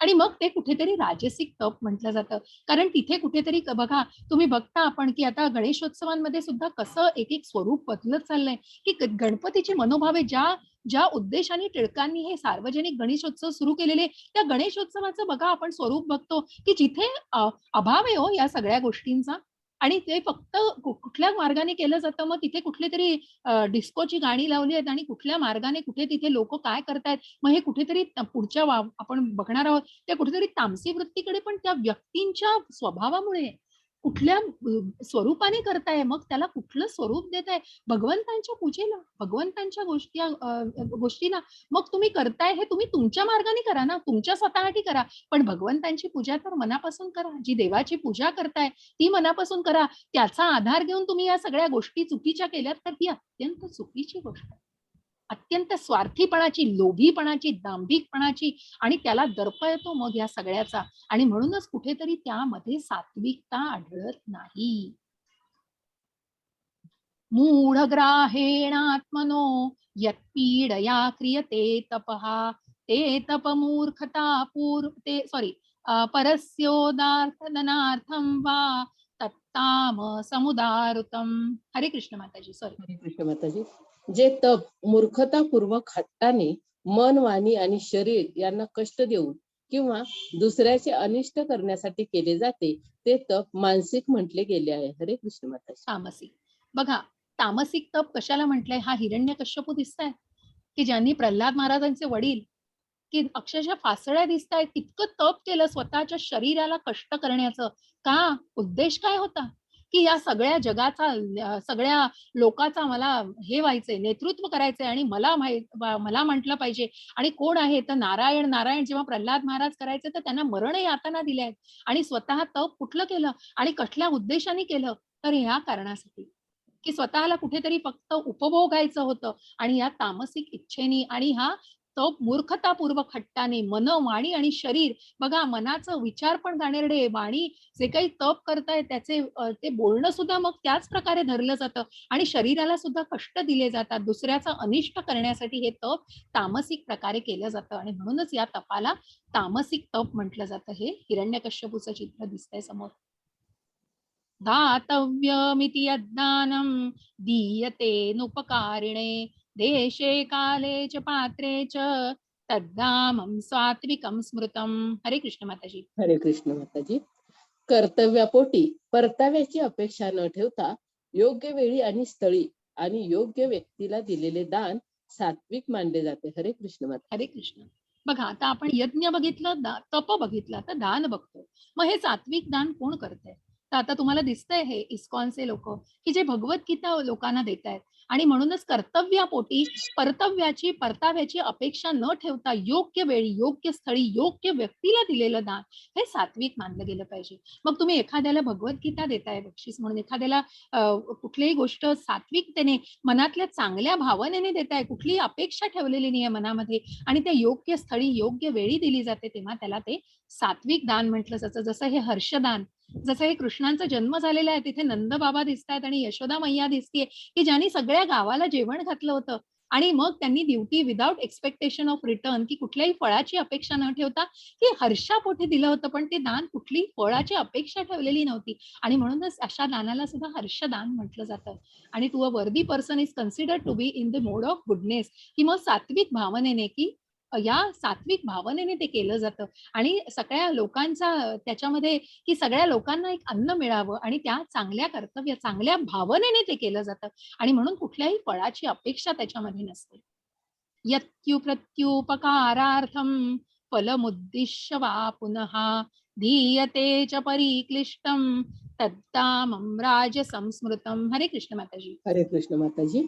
परंतु जे दान क्लेशपूर्वक प्रत्युपकाराच्या हेतूने अथवा फळ नजरे समोर ठेवून दिले जाते ते दान राजसिक म्हटले आहे. हरे कृष्ण माताजी. हरे कृष्ण. बघा, चित्रच बोलतंय. अहो, तुम्ही दान करताय, त्यांना भाजी देताय, फळं देताय, काही त्यांची अवस्था बघा हो. त्या अवस्थेमध्ये सेल्फी काढतायत. कारण का? सोशल मीडियावर टाकायचंय मी या लोकांना इतकं दिलंय म्हणून, सगळ्यांना प्रदर्शित करायचंय की मला इतकं मी दान करतोय, मी इतका दान धर्म करतोय, मी इतक्या गोष्टी चांगल्या करतोय. अहो, कशाला तुम्ही त्यांना क्लेश देताय? त्या व्यक्ती तिथे भुकेली बसलीये आणि तुम्ही इथे सेल्फी काढताय त्यांचा. किती क्लेशपूर्वक त्यांच्या मनावरचे भाव बघा, किती क्लेशपूर्वक. आणि अशा ती व्यक्ती, ते मूल अगदी मागताय अन्न आणि इथे हा फोटो काढण्यात दंग आहे. प्रत्युपकाराच्या हेतूने आणि कुठेतरी उपकार करतोय आपण, यांच्यावर देतोय हे आणि फळ कुठेतरी. मग याच्यातनं आपल्याला काय? तर आपल्याला सगळे लोक चांगलं म्हणणार आहेत, आपली वाहवा होणार आहे सोशल मीडियावर. आपल्याला वा, यांनी काय दान केलं, यांनी कुठल्या शाळेला दान केलं, एवढे पैसे दिले, एवढं केलं सगळं.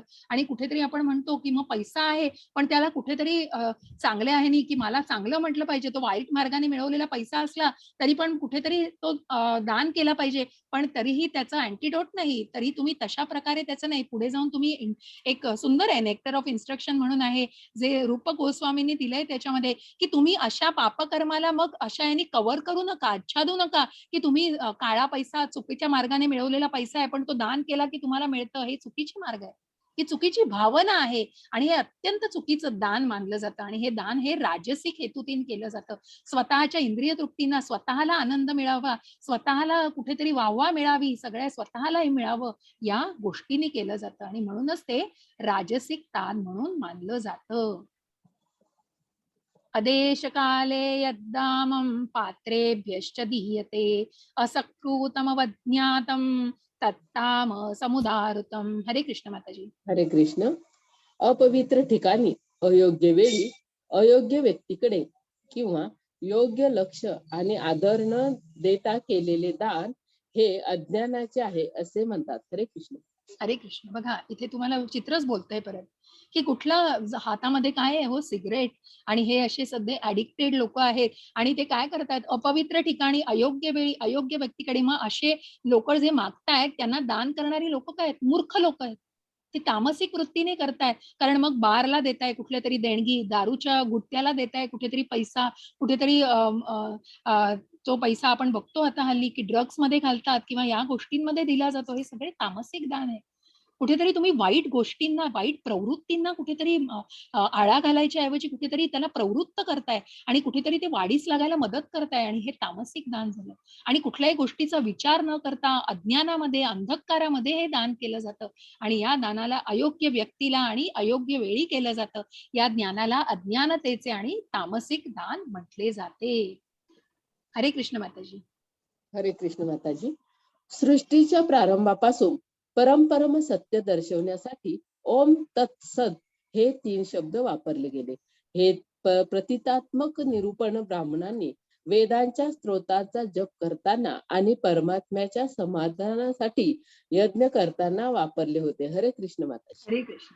ओम तत्सदिति निर्देशो ब्रह्मण स्त्रिविध स्मृतः ब्राह्मणास्तेन वेदाश्च यज्ञाश्च विहिताः पुरा.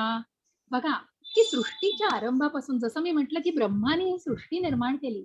जसं आपण म्हणतो एखाद्या फोनचं, बघा फोनचा शोध ज्यांनी लावला, त्या फोनचा शोध लावल्यानंतर त्यांनी हॅलो म्हटलं बरं का, आणि तो हॅलो म्हटल्यानंतर बघा तो शब्द पुढे प्रचलित झाला. की ज्या ग्रॅहम बेलनी ज्या फोनची ज्यांनी शोध लावला आणि ज्या वेगवेगळ्या प्रत्येक शोधाची ज्यांनी संशोधन केलं, त्या प्रत्येकाने त्या गोष्टीची एखादी सुरुवात करताना म्हटलं, तसं ते हॅलो म्हटलं फोनची शोध लागल्यावर. तर ते हॅलो हा शब्द बघा सगळा प्रचलित झाला. कारण त्या गोष्टीने ज्यांनी त्याला क्रिएट केलं, ज्या व्यक्तीने ते शोधलं, त्या व्यक्तीने ते म्हटलं, तर त्याचं प्रचलित एक उदाहरण द्यायचं म्हणून. आणि त्याचप्रमाणे ओम तत्सत या शब्दाची सुरुवात झालेली आहे.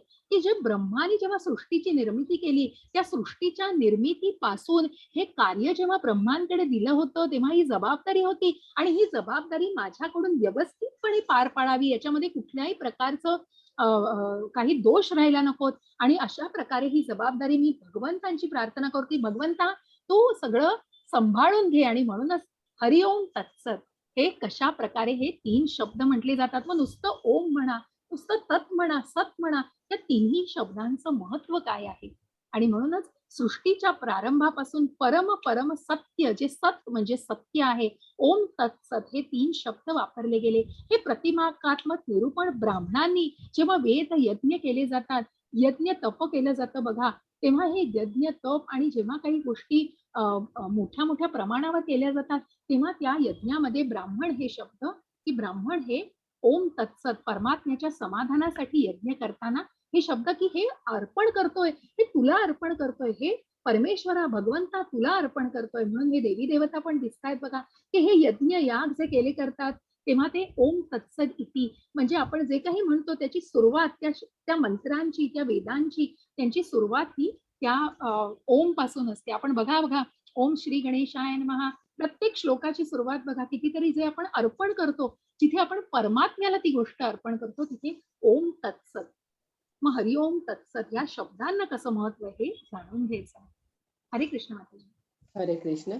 अशा प्रकारे परमात्मा प्राप्त करण्यासाठी दिव्यवादी लोक त्याग, दान आणि तपस्या करतात. नेहमी ओमने सुरुवात करतात. ओम ओम इति एतद ब्राह्मणो नियतीच्छ नमः. पहिले ध्येय सूचित करते. ओम म्हणजे विष्णू. हे सर्वोच्च ध्येय सूचित करण्यासाठी वैदिक स्त्रोतांचा सुरुवातीला ठेवलेला आहे. हरे कृष्ण. हरे कृष्ण. अ उ म या ओंकारामध्ये किती महत्व आहे आपण हल्ली बघतो, की परदेशांमध्ये सुद्धा या ओम वरती किती अभ्यास चाललेला आहे, की तुम्ही अ उ म या गोष्टीला किती म्हणजे जे त्याचे व्हायब्रेशन्स आहेत, त्याच्या ज्या काही ध्वनी लहरी आहेत, त्याचा किती महात्म्य आहे आणि किती सामर्थ्य आहे त्या ओंकारामध्ये. आणि अशा प्रकारे परमात्म्याला प्राप्त करण्यासाठी दिव्यवादी लोक दान, त्याग आणि तपस्या करताना नेहमी ओमने सुरुवात करतात. ओम इति एतत् ब्रह्मणो नेदिष्टम नाम, म्हणजे नेदिष्ट हम नाम, की कुठल्याही ब्राह्मणाला दान करायचंय, तो यज्ञ पूर्ण करायचा आहे किंवा या यज्ञाचे मंत्र म्हणायचे, कुठलाही त्याग त्यांना अर्पण करायचा आहे, तेव्हा ते ओमनी त्याची सुरुवात करतात. हे सर्वोच्च ध्येय सूचित करण्यासाठी वैदिक स्तोत्रांच्या हे सुरुवातीला ठेवलेलं आहे. म्हणून या वैदिक स्तोत्रांच्या सुरुवातीला याचा उच्चार केला जातो. हरे कृष्ण माताजी. हरे कृष्ण. तत या शब्दाने त्याग, तपस्या आणि दान करावे अशा दिव्य क्रियांचा उद्देश भौतिक गुंतामुक्त होणे हा आहे. तततम असी चंद्रोग्य उपनिषद ततमुक्तीसाठी अलिप्त कार्याचे वर्णन करतात. या क्रियाकलाप भौतिक परिणामाकडे दुर्लक्ष करून केले जातात. हरे कृष्ण. हरे कृष्ण. तत् तत् या शब्दाने त्याग, तपस्या आणि दान करावे. तत् आपण जसं म्हटलो भगवंत हे सच्चित आनंद आहेत, तसं तत् हा शब्द, जसा सत हा शब्द सत्याची कास धरतो, तर तत् या शब्दाने त्याग, तपस्या आणि दान केल्याने कुठेतरी ती गोष्ट ही भौतिक जगाला म्हणजे कुठेतरी त्या बंधनामधली नसते, कुठेही त्या भौतिक क्रियाकलापांच्या परिणामांकडे दुर्लक्ष केलं जातं. अशा दिव्य क्रियांचा उद्देश भौतिक गुंतामुक्त, कुठेतरी त्या गुंत्यातून मुक्त होण्यासाठी तत् या शब्दासाठी हे कुठेतरी तात्विक आहे आणि कुठेतरी अर्थपूर्ण, ज्ञानपूर्ण अशा अर्थाने त्या तत् शब्दाचा अर्थ उच्चारला, तत् हा शब्द उच्चारला जातो. तत्त्वम असी चांदोक्य उपनिषद जे उपनिषदामध्ये दिलेलं आहे, 6.8.7 हा रेफरन्स दिलेला आहे की ज्याच्यामध्ये तत् या शब्दाचं महात्म्य सांगितलेलं आहे. तत् मुक्तीसाठी अलिप्त कार्याचे वर्णन करतात. कुठेतरी मग त्या बंधनातून, कुठेतरी त्या स्वतःच्या त्या गुंतामुक्त, त्या भौतिक याच्यातनं गुंतामुक्त होत कुठेतरी अलिप्तवाद दाखवतात आणि म्हणून या क्रियाकलापांच्या परिणामांकडे ते दुर्लक्षित करत असतात. असा या तत् शब्दाचा म्हणून ओम तत् सत. आता आपण सत जाणणार आहोत. हरे कृष्ण माताजी. हरे कृष्ण माताजी. सत या परमात्म्याच्या नावाचा सत्य भावात आणि श्रेष्ठ भावात प्रयोग केला जातो. तसेच हे पार्था अर्थात पृथा पुत्र अर्जुना उत्तम कर्मातही सत शब्द योजला जातो. तसेच यज्ञ, तप आणि दान यामध्ये जी स्थिती अर्थात आस्तिक बुद्धी असते तिलाही सत असे म्हणतात आणि त्या परमात्म्यासाठी केलेले कर्म निश्चयाने सत असे म्हटले जाते. दुःखी एवं सौम्य सत म्हणजे शाश्वत परमेश्वराच्या सेवेसाठी केलेले कार्य. खरे आध्यात्मिक स्वरूप प्रगट करा अशा कृतीमध्ये कृती करणारा शाश्वत बनतो. क्रियाकलाप शाश्वत असतात आणि क्रियाकल्पाचे फायदे शाश्वत असतात. हरे कृष्ण माताजी. सत या शब्दातच सगळं आहे की जिथे सच्चित आनंद, आपण परमेश्वर जो परमात्मा हा सत म्हणजे शाश्वत आहे आणि म्हणून ही शाश्वतता दर्शवण्यासाठी हा सत शब्दाचा उच्चार केला जातो. परमात्म्याच्या नावाचा सत्य भावात, श्रेष्ठ भावात प्रयोग केला जातो. यज्ञ, तप आणि दान यामध्ये जी अस्तिक बुद्धी, जी अस्तिकता मनामध्ये असते, जी श्रद्धा मनामध्ये असते, तिलाही सत किती शाश्वत आहे. ती कुठेही भावना आहे ही शाश्वत आहे आणि ती परमात्म्यासाठी केलेलं कर्म जे करतोय हे शाश्वत पद्धतीने केलं जात आहे. आणि यालाही रेफरन्स काय आहे तर दुःखी एवं सौम्या हे एक प्रकारचं उपनिषदामधलं वर्णन आहे आणि सत म्हणजे शाश्वत आणि परमेश्वराच्या सेवेसाठी केलेलं कार्य हे एक संदर्भ दिलेला आहे की ज्याच्यामध्ये सत या शब्दाचे अजून विश्लेषण आणि योग्य प्रकारामध्ये त्याचा संदर्भ दिलेला आहे आणि कशा प्रकारे त्याचा उच्चार केला जातो.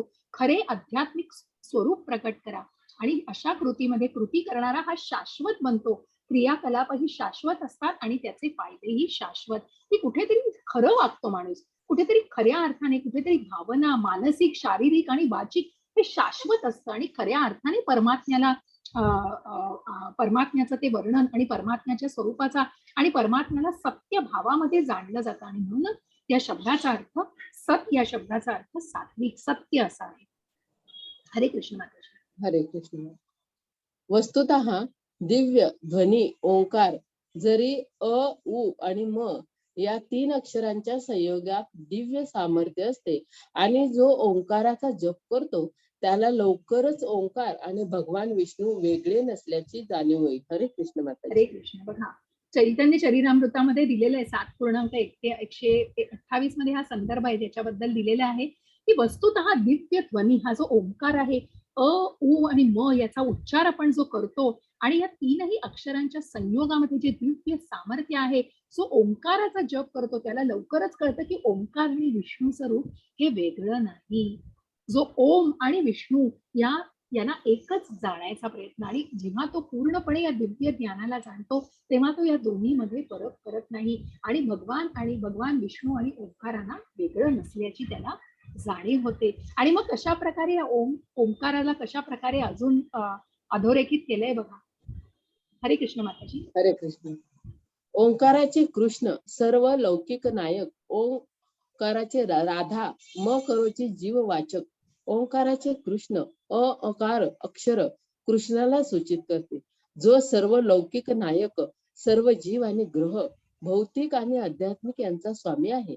ओम ओकारा हे अक्षर श्रीमती राधाराणी कृष्णाची आनंद शक्ती अनिमिक मकार सजीवांना जीव सूचित करते. हरे कृष्ण माताजी. किती सुंदर. हरे कृष्ण. किती सुंदर आहे बघा चैतन्य चरितामृतामध्ये हे 7.128 मध्ये की हे दोन्हीचे संदर्भ तुम्ही वाचाल की ओंकारामध्ये अ उ आणि म काय, तर अ म्हणजे प्रत्यक्ष परमात्मा आहे, प्रत्यक्ष भगवंत कृष्ण आहेत, उ म्हणजे राधाराणी आहे आणि म म्हणजे तो जीव आहे.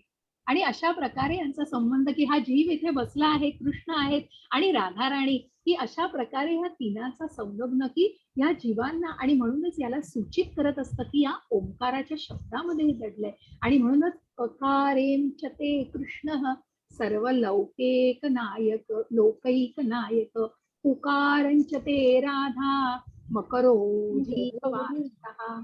अशा प्रकारे याच्या उच्चारामध्येच हे दडलेलं आहे आणि किती सुंदर अर्थ उपरोधित केलेला आहे बघा, किती सुंदर अर्थ सांगितलेला आहे.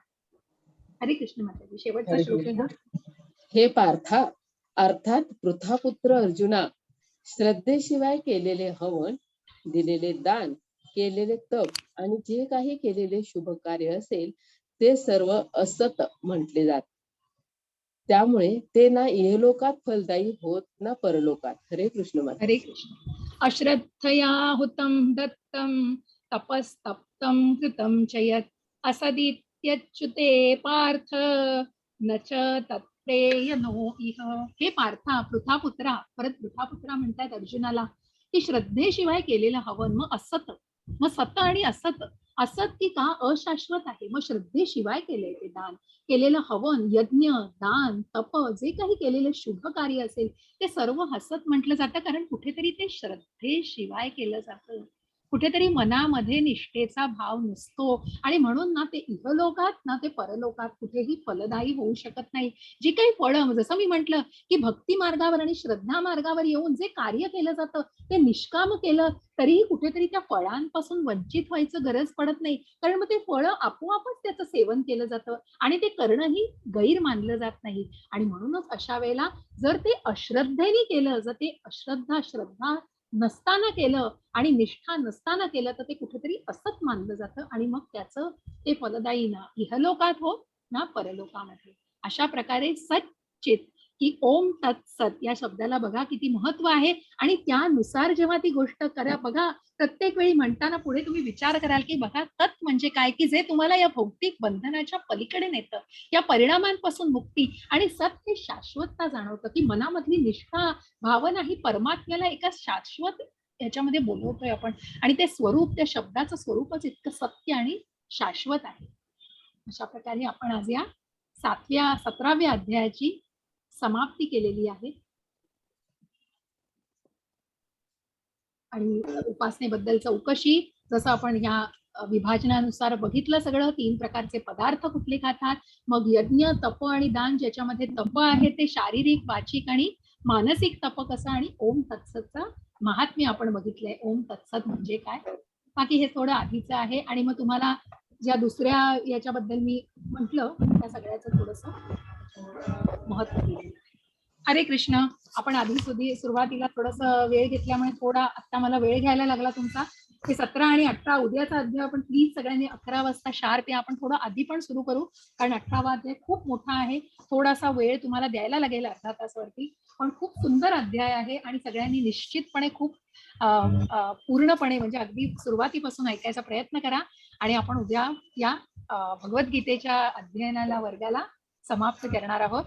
आणि सगळ्यांना खूप खूप धन्यवाद परत एकदा. आपण 17वा अध्याय समाप्त केलाय. कुणाला काहीही प्रश्न असतील आता तरी मी अजून 5 मिनिटं देते. 12:26 झालेत. 12:30 पर्यंत निश्चित वेळ देते मी. हरे कृष्ण माताजी. Recording stop. हो, रेकॉर्डिंग स्टॉप करते. धन्यवाद माताजी. हरे कृष्ण.